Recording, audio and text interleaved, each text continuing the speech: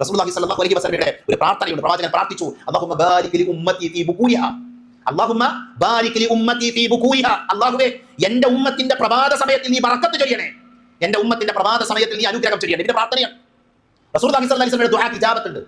നബി പറയാണ്, അല്ലാഹുവേ എന്റെ ഈ ഉമ്മത്തിന്റെ മുസ്ലിം സമൂഹത്തിന്റെ പ്രഭാത സമയത്തിൽ സുബഹി സമയത്തിൽ അവർക്ക് നീ ബറക്കത്ത് ചൊരിയണം. പ്രിയപ്പെട്ട നബിയുടെ പ്രാർത്ഥന നമുക്ക് സ്വീകരിക്കൂലേ? അതുകൊണ്ട് തന്നെ നമ്മുടെ സുബഹി സമയം എങ്ങനെയുള്ള സമയം? അനുഗ്രഹീതമായ സമയ, ബർക്കത്താക്കപ്പെട്ട സമയമാണ്.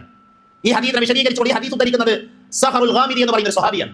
ഈ സ്വഹാബി പറയാണ്, അദ്ദേഹം പ്രവാചകൻ സല്ലല്ലാഹു അലൈഹി വസല്ലമയുടെ ഈ പ്രാർത്ഥന കേട്ടു. ആ പ്രാർത്ഥന കേൾക്കുന്നത് വരെ അദ്ദേഹം ഒരു താജിറാണ്, കച്ചവടക്കാരനാണ്. അദ്ദേഹം പല സമയത്ത് കച്ചവടം നടത്തിയിരുന്നത്. ഈ പ്രാർത്ഥന കേട്ട സമയം മുതൽ അദ്ദേഹം ചെയ്തു അദ്ദേഹത്തിന്റെ കച്ചവടം രാവിലെയാക്കി. പ്രഭാത സമയത്ത് കച്ചവടമൊക്കെ രാവിലെയാണ് അദ്ദേഹം കച്ചവടത്തിന് വേണ്ടി പോകുക. സുബഹി ജമാഅത്ത് കഴിഞ്ഞ് അദ്ദേഹം കച്ചവടത്തിലേക്ക് വ്യാപൃതനാകും. മദീനയുടെ ചരിത്രം വായിക്കുമ്പോൾ സഹറുൽ ഗാമിദി എന്ന് പറയുന്ന സ്വഹാബിയുടെ മരണത്തിന്റെ സമയം ചരിത്രം രേഖപ്പെടുത്തി മദീനയിലെ സമ്പന്നനായ മനുഷ്യനായി സഹറുൽ ഗാമിദി മാറിയ. കാരണം തന്നെ ഇതിന്റെ ദ്വാണ്ട് പ്രവാചകൻ പ്രാർത്ഥിച്ചതാണ് അനുഗ്രഹീതമായ സമയമാണെന്നുള്ളത്. ആ ബറക്കത്താക്കപ്പെട്ട സമയത്ത് ഉറങ്ങുന്ന ആൾക്കാരെ നമ്മൾ, അനുഗ്രഹീതമായ സമയത്ത് മൂടിപ്പുതച്ച് ഉറങ്ങുന്ന ആൾക്കാരേക്ക് നമ്മൾ മാറുന്നുണ്ട്. പ്രിയപ്പെട്ടവരെ, ശരീരത്തിൽ നിന്ന് പുതപ്പ് വലിച്ച് താഴെയിട്ട് പള്ളിയിലേക്ക് വരേണ്ടവരാണ് നമ്മൾ.